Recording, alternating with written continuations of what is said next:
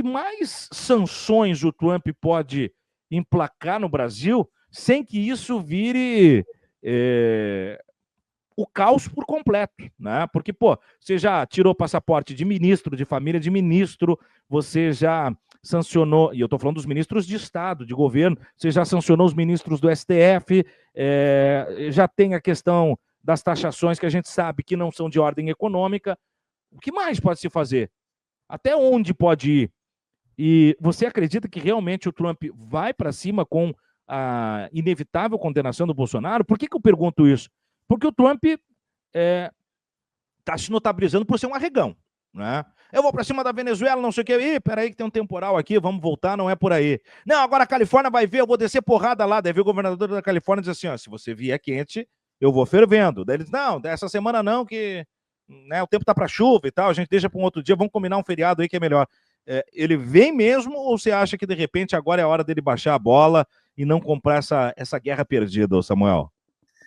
Embora o Trump always chicken out, né, que é o apelido para ele agora lá nos Estados Unidos, a sigla é TACO, né, ou seja, ele sempre arrega, eu estou vendo, o Suman, que os Estados Unidos deve estar preparando para o Brasil é um cenário. Aliás, hoje é um dia bom até para lembrar disso, tá? Hoje é dia 31, né? Hoje fazem 9 anos, completamos hoje 9 anos do golpe que derrubou a presidente Dilma, que depois ficou comprovado, não é uma expressão sem motivo, né, chamar de golpe, porque ficou provado nos tribunais depois, os tribunais que julgaram a matéria de forma técnica para encontrar o crime. Afinal, ela foi derrubada numa análise política, né, retirada do mandato, com uma alegação de que algum crime ela havia cometido. Bom, se ela cometeu algum crime, não ficaria apenas pela perda do mandato, né? Depois ela tem que pagar pelo crime que ela, em tese, teria cometido.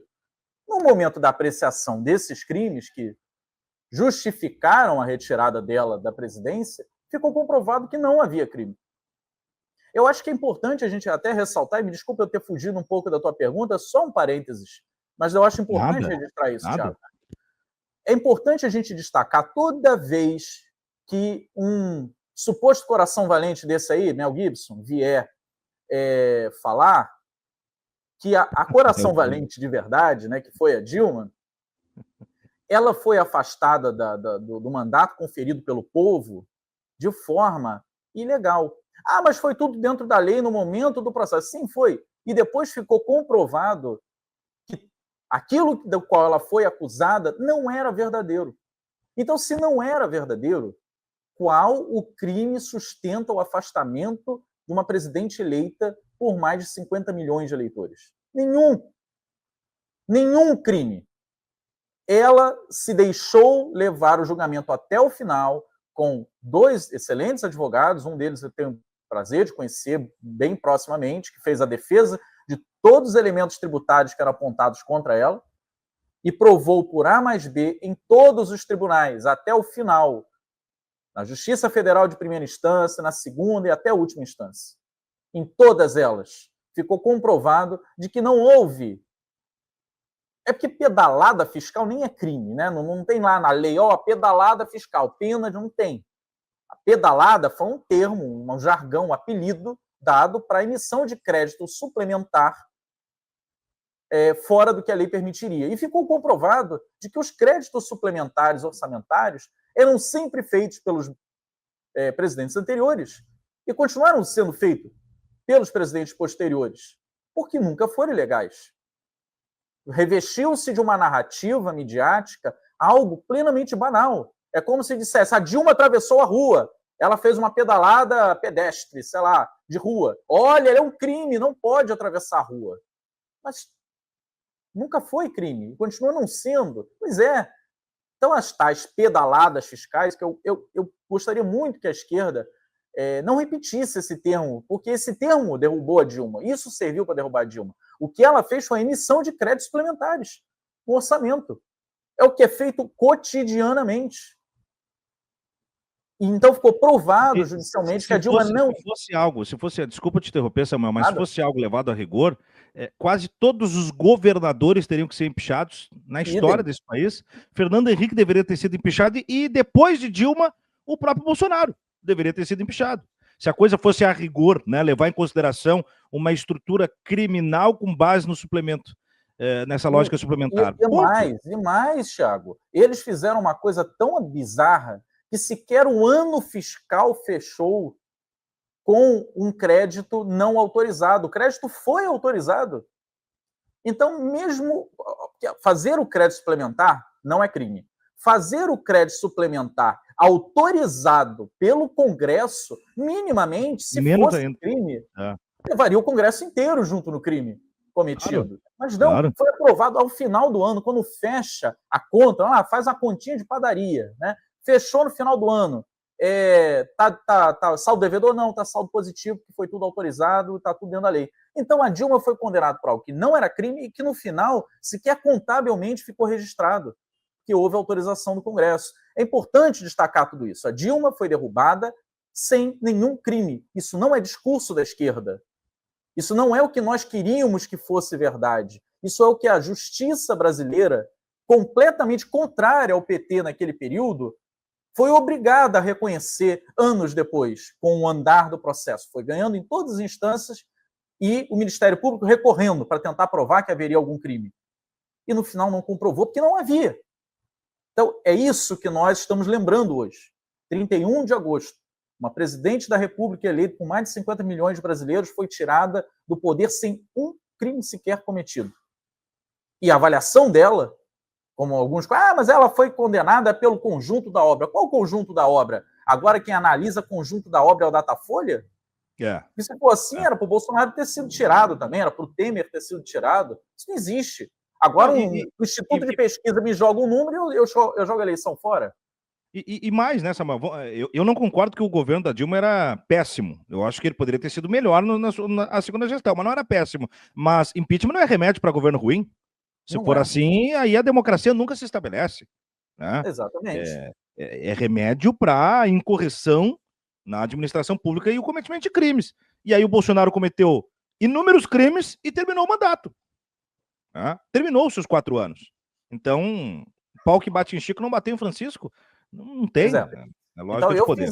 Eu fiz esse chicar aqui para lembrar, né, da data de hoje, mas o meu gancho foi o seguinte: me parece estar sendo construído pelos Estados Unidos em relação ao Brasil uma retórica preparatória para o ano que vem, para quando o Bolsonaro evidentemente não estiver nas urnas, quando a entourage bolsonarista pular fora do barco furado, né, de Tarcísio e a candidatura liberal, né, de direita liberal brasileira, poderem, os Estados Unidos, que já não reconhecem quase nenhum governo que não lhes interessa no mundo, dizer que a eleição brasileira não tem valor.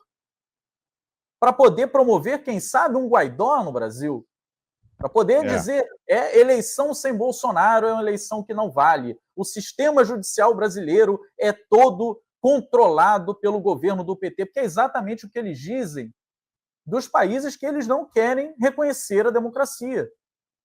Ora, você tem um judiciário e tem um tribunal eleitoral na Venezuela, coisa que os Estados Unidos não têm. Os Estados Unidos não têm sequer um judiciário eleitoral. Na Venezuela você tem, com indicação da oposição lá. Esse judiciário reconhece a eleição. E os Estados Unidos não reconhece. O presidente lá é o fulano, que eu apoio. Eles querem produzir no Brasil a mesma lógica. Só vale se ganhar o meu candidato. Se o meu candidato comete crimes, como é o caso da Dina Boluart, como é o caso que né, no final acaba não podendo concorrer, é a Dina, peraí, agora não, eu confundi, é a Janine Agnese, né? Corina Machado. Pô, Corina. Gente, entrou um monte de figuras da direita aqui. A Corina Machado. Obrigado. Mas golpista, você joga o colete para cima e caiu. Ela estava condenada desde 2014. É um crime que ela cometeu em 2014. E aí lançam uma mulher condenada, inelegível, a presidência. E quando ela não pode ganhar, porque ela está inelegível, não pode concorrer, porque ela está inelegível, meu Deus, é um golpe, é a ditadura do judiciário do Maduro. Ora, gente, se lançar o Bolsonaro ano que vem, o discurso vai ser o mesmo. Mas ele não pôde registrar a candidatura dele. Claro, o Brasil tem um judiciário controlado pelo PT. Veja quem indicou a maioria dos ministros que estão lá. O discurso está prontinho, Tiago. Eu não vejo, com as medidas econômicas do Trump, nenhuma eficácia a partir das respostas dadas pelo Brasil, né, nesse primeiro e segundo mês. Isso é importante e poderia sim ter eficácia. Nós poderíamos ter perdido a guerra de narrativa e estarmos diante agora de impactos políticos das sanções econômicas aplicadas pelos Estados Unidos. Mas sanções que venham a ser adicionadas, de tirar visto de ministro, de aplicar a lei de congelamento de bens, como a Magnitsky, e outras mais que eles possam implementar sobre o Brasil, claro que ainda tem uma margem muito grande para a gente chegar, por exemplo, no nível de sanções que o Irã sofreu de 2017 em diante. As sanções que o Irã sofreu são semelhantes às que a Rússia, né, vem sofrendo, de banimento completo dos mecanismos internacionais de comércio. Agora, veja, contra o Irã e contra a Rússia, as sanções não se limitaram a um desejo dos Estados Unidos levado à prática. Elas tiveram o apoio da maior parte da chamada comunidade internacional, que, na verdade, são os países europeus, principalmente, né? O que eles seguem, eles validam a posição dos Estados Unidos, e aí, basicamente, se cria essa ideia de que o mundo inteiro concordou com a sanção. Não, é basicamente Estados Unidos e a União Europeia. Agora, isso foi devastador para o Irã. Os primeiros anos, quem pega todos os índices econômicos do Irã é o efeito de uma bomba nuclear. O PIB desaba monstruosamente. A capacidade produtiva do país fica completamente paralisada. E isso só vai se recuperando depois de 2, 3, 4 anos. Hoje o Irã cresce, como a Rússia cresce. A Rússia, inclusive, nem sofreu, né, esse período de baque que o Irã sofreu, até porque a Rússia voltou a sua indústria para a produção bélica, para a guerra. Então, isso compensou, pelo menos nos números, né, agregados nacionais, compensou e não permitiu que a Rússia tivesse um déficit. Pelo contrário, foi o país no continente europeu que teve maior crescimento. Então, por conta de tudo isso, eu olho para o Brasil e não vejo hoje a capacidade política dos Estados Unidos de liderarem contra o Brasil um boicote internacional. Eu não vejo. Eu não vejo os Estados Unidos impedindo o Brasil de operar em dólar, de utilizar o SWIFT, e não vejo o SWIFT e o dólar com o mesmo papel de travamento geral que tinha em 2017 contra o Irã, nesse momento contra o Brasil. O excesso do uso das armas econômicas, e são armas, a palavra é essa mesmo, o excesso do uso dessas armas pelos Estados Unidos banalizou a arma, capacitou o mundo a criar escudos contra o uso dessas armas. E os escudos são exatamente os debates sobre desdolarização, a criação de mecanismos de transações econômicas internacionais que não passem mais pelo SWIFT e pelo dólar. Isso tudo não estava à disposição do Irã em 2017. Está hoje disponível ao mundo. Está principalmente disponível a partir de 2022 para cá, quando as sanções são implementadas sobre a Rússia, e a Rússia cria na Ásia todo um mecanismo de operação econômica por fora do SWIFT. Então, mesmo as sanções mais gravosas que poderiam ser aplicadas ao Brasil são contornáveis. É claro que há um preço altíssimo e seria explorado esse preço politicamente dentro do Brasil. Isso me preocupa, claro, não estou ignorando isso. Mas as sanções já não são mais tão mortais como eram há 8 anos atrás. E mais, o Brasil dificilmente sofrerá as sanções porque não haverá adesão do Ocidente, né, da Europa, basicamente, por conta dos argumentos apresentados pelo Trump contra o Brasil. Não haverá. O Brasil tem um presidente que dialoga com o mundo inteiro. O Trump, pelo contrário, tem um presidente que afronta os presidentes do mundo inteiro. Então, as sanções adicionais que os Estados Unidos vêm a colocar no Brasil hoje me parecem ter, por esses dois motivos, seja pela reação, a pronta reação que o Brasil teve nas primeiras sanções que vieram, seja pelo cenário global contrário ao Trump e favorável ao presidente Lula, me parecem apenas reforço retórico que causa, sim, algum prejuízo em alguns segmentos da economia brasileira, mas que são reversíveis e que podem, no final, no jogo político, representar um engajamento muito maior para o presidente Lula. Ou seja, efeito econômico pode ter? Pode, sim, com certeza. Mas eu acho que o efeito político não é deletério. O efeito político é de reforçar a figura de um presidente que luta para defender o seu povo.